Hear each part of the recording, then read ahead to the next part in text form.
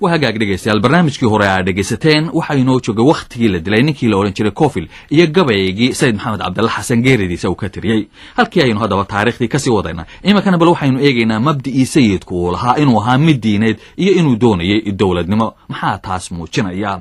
waa tahay waxaan mar kale hadaba idinku celinayaa aw jaamac Umar Ciise oo arintaasi bal inoo ifiya marka balgabayadii uu dalka hadda markaa kula hadlayay oo ay lagu mariyay aan wax ka soo qaado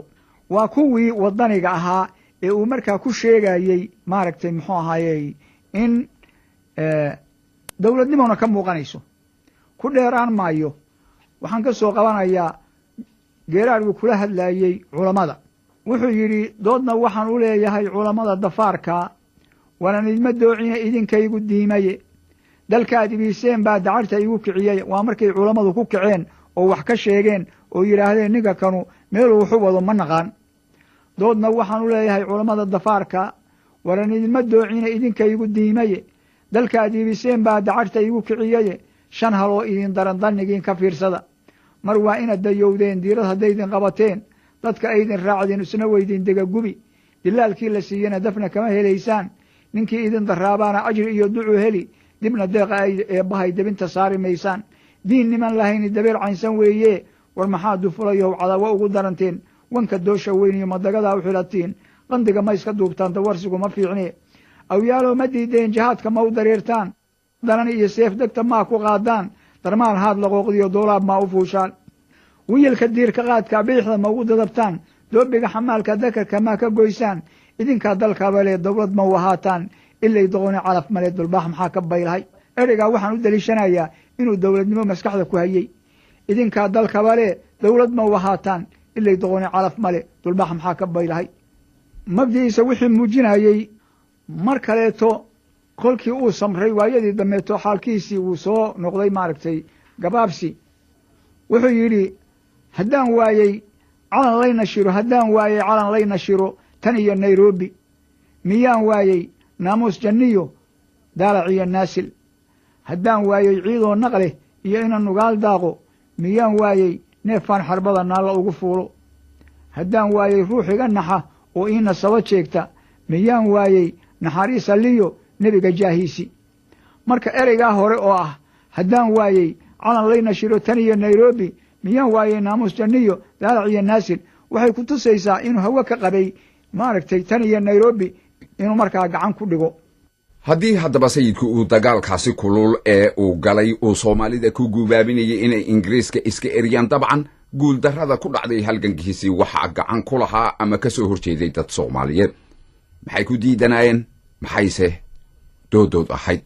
aw jaamac Umar Ciise aan idinku celiyo oo inoo soo qaada doodii raggii sayidka iyagu ka soo horjeeday gaar ahaan raggii gabayaaga ahaa ee murtida ku muujiyay doodooda dadka qaarkiis waxay u arkayaan sayid maxamed inuu ahaa haliyey wadaniya oo jihaad galay oo maaragtay muxuu ahaayey diinta iyo dalkaba wax u qabtay magaciisina haddan weli taagan yahay oo ay weli maanka iyo maskaxda ku hayaan dadna waxay la ahayd ibliis la soo diray oo ummadii laayey dadkii oo dhan kow ka dhigay xoolihii dhacay oo aan horey loo arag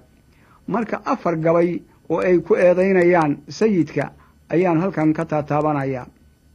mid waxaan ka soo qaadnay Hobya midna waxaan ka soo qaadnay Boosaaso midna waxaan ka soo qaadnay Berbera midna waxaan ka soo qaadnay hawdka ciida ee dhulbahantuhu dego bal 4 gabay kan ugu horeeya Berbera aan ugu horeysiino waa Cali Jaamac Haabil oo ay xinif sayidka lahaayeen Cali Jaamac wuxuu yiri allahayow adduunyada adaa untay keligaaye allahayow arwaaxaba adaa qoray arsaaqoode allahayow addoomuhu aday ku irkanayaane allahayow islaamkuma aduu ku acbudayaaye allahayow albaabada adaa ooda oo fura'e allahayow ma awdo xaqaad soo iftimisaaye allahayow aduunba u arxama kii itaal darane allahayow adaan ee xoqoon eedna aan geline allahayow awoodtaada yaa loo aqoonsadaye nin kaloo itaal lihi ma jiro adiga mooyaane allahayow middii uur leh iyo tii irmaan dumarka allahayow umulihii nin dilay ubad jaqsiinayey allahayow agoon iyo miskiin aadanaha liita allahayow nimaan odayda iyo habarka oolaynin allahayow min aabi iyo kibir mu'min ku idleeyey allahayow ilaahnimo ninkaan kugu addeecaynin allahayow ibliiska u eg oo aanu garan weynay allahayow mid oogada jirka aad insiga moodo allahayow misana aan ahayn awliyana sheegtay allahayow ninkaa ku ankiree diiday amarkaaga allahayow nin aayadaha iyo diinta ku adeegta allahayow misana aanu odhan siday ahaayeenba allahayow aqoon laawaha eydu daba joogto allahayow adigu waad og tahay waadna aragtaaye allahayow arooryo iyo goor alliyo leylba allahayow ibliiska khalqigu ka ashkatoonaayo allahayow hanagu eegin ku ergaan nahaye allahayow addoommaanu nahay diinta aaminaye allahayow baryada naga ajiib ku ergaan nahaye waxaan u leexanayaa markaa nin la odhan jiray cali maxamuud samantar oo gobolkaa ku noolaa magaalada boosaaso gabayuu mariyey sayidkaa u yeeray baa la yidhi wuxuu yidhi i imow xoolaan ku siinayaado waa nin aada loo taxgeliyo ayuu ahaa markaasuu gabay mariyey oo wuxuu yidhi waataan afgaba yeerin jiray yarow ahaantiiye uma yoomo hawd yaalaley hays nin yuururiye ma yagfiyo yaloonkoo cidlo ah yaris nin jiifaaye cusba nebi yacquub bacdalya'si buu yaasafaa yidhiye allena u yeel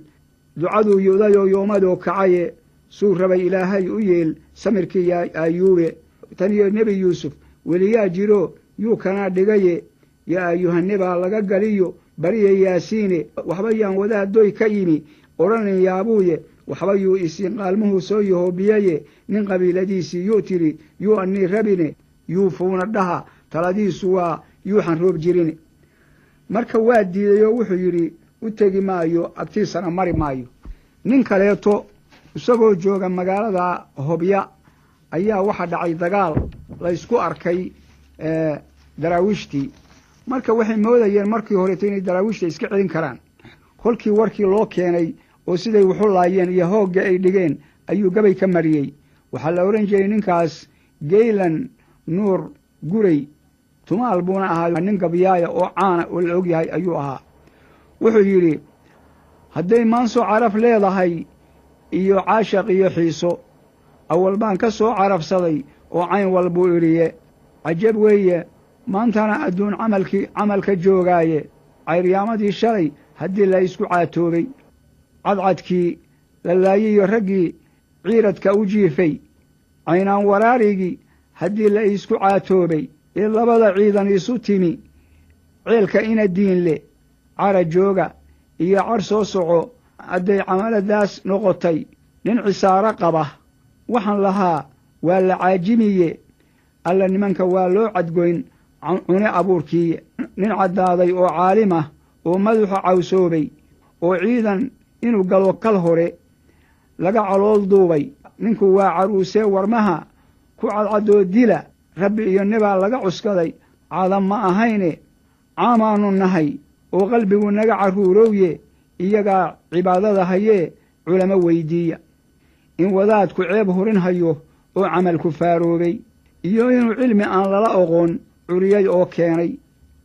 caamaannu nahay oo qalbigu naga carruurowye iyagaa cibaadada hayee culamo weydiiya carruur dhalatay oo aan weli guryaha caradna u dhaafin in caloosha laga soo rido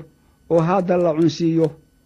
rabbi iyo nebaa la cuskaday ee caado ma ahayne iyagaa cibaadada hayee culamo weydiiya horta naag calooloo jilbaha ciidda dhiganaysa oo waxay cartanlaysaba haddii dumarku soo ciidmo ciyaal aan maalintaa ka hor la arag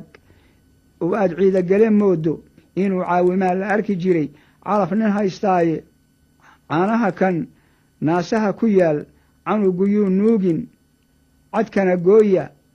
gaalada cad bay camal wadaagaane rabbi iyo nebaa la cuskaday ee caado ma ahayne iyagaa cilmiga noo hayee culamo weydiiya gabagaas ninkaasuna intaas oo calaacalah ayuu wax kaga tilmaamayo oo uu leeyahay waxaas ayaa daraawiishi samayn jirtay iyo wax ka daran cali dhuux oo ugu afkharaaraa raggii gabayga u mariyey isagu waa la dooday oo wuxuu yidhi ninkii weligii diintii bannaan daacad ugu sheega dariiqii rasuulkii ninkii diirka uga qaada daw kulama soo baxo cilmiye waa la diriraaye doofaaraduu wadan jiruu dila yidhaahdaaye iyaguna markaasay ku diidi mahayaane bal in meesha lagu doorsan yahay waxuu daliilkiiya duqaydii badnayd ee ku lumay duudsi iyo jeedal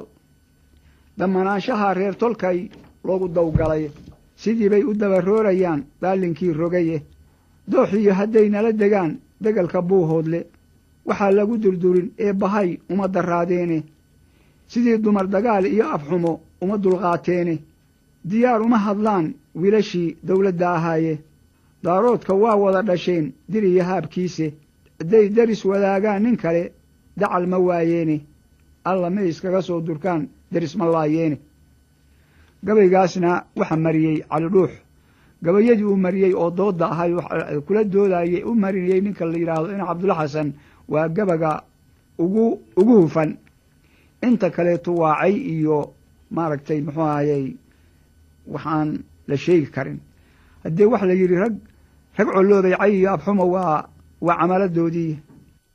wahaag dhegaystayaal intaasna halkaa kaa gudubno waxaa daba sii socday dagaaladii dhex yaalay dowladdii ingiriiska iyo sayidka iyo daraawiishtiisii sayidka waxaa qalcaddiisa ugu adag ahayd degmada la ydhaahdo taleex waxaa ingiriisku deetana halkaasu ka saaray markii dayuurada uu ku garaacay deetana sayidka iyo wixii ka hadhay daraawiishtiisii waxay u gudbeen dhulka soomaalida eema ka tirsan dalka etoobiya si markaasi dib ay isugu abaabulaan ciidan cusubna ay u helaan wakhtigaasi ingiriisku ah niman soomaaliya odayaal ah ayuu sayidka u diray si loogu soo qanciyo inuu isdhiibo isagana xarun diineed looga sameeyo galbeedka maxmiyadda hase yeeshee sayid maxamed cabdilla xasan ergadaasi waa uu diiday wakhti yar kadib sayidka iyo raggiisii waxa weerar ay ku soo qaadeen qabaa'ilka soomaalida ee degan dhinaca sohdinta etoobiya dabadeedna iyada oo ay taageero ka heleen ingiriiska ayay qabaa'ilkaas iyaguna ku duuleen xaruntii daraawiishta oo halkaasi si xun ay ugu jabiyeen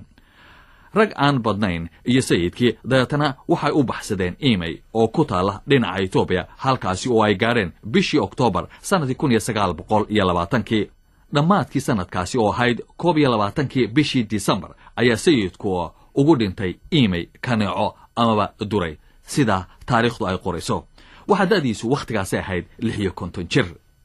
sayidku markii laga adkaaday waxa uu tiri haddaba gabay dheer oo dardaarana oo dadka soomaalida ah uu kula hadlayo awdaahir afqarshe haynoo mariyo dallacaad jacayl baad kurtii noola dhirirtane dubaaqiina waa xasaa u galay daara buuxsadae duukama heshaan faranji aada wadhigataane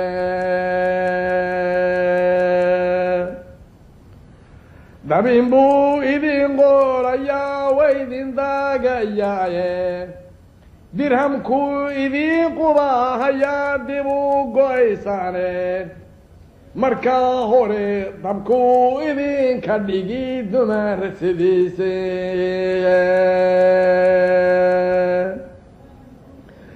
markaa xigaana daabaqaada wuu idin dareensiine markaa xigaa dalkuu idinku odhan dunyo dhaafsadae markaa xigaa dushuu edeenka rari sidaa dameeraaye giddigeedba soomaali baan dayrka ka ahaaye dhaxaan darawiishta idhi doonta gaaladae dhaxaan askaara uu dalbaday dabaada taageene dhaxaan dabkii iyo la hadhay dunyadu wadaaye dhaxaan intaan janaana dilay soo dabaaldegeeye dhaxaan dekeeda uu xamiray duniyo roge ninkii diriirta geeya maalin bay dunidu ishaaye mantu aan diyaafad iyo guul dareejo eegayay baldayay waxay nagu falin daraf nijaaseedka وهاجاك dhegaystayaal inta haddaba aan kaga gudubno halgankii sayid maxamed cabdalla xasan dagaalkii uu kula jiray ingiriiska laakiin waqtiyada uu socday halganka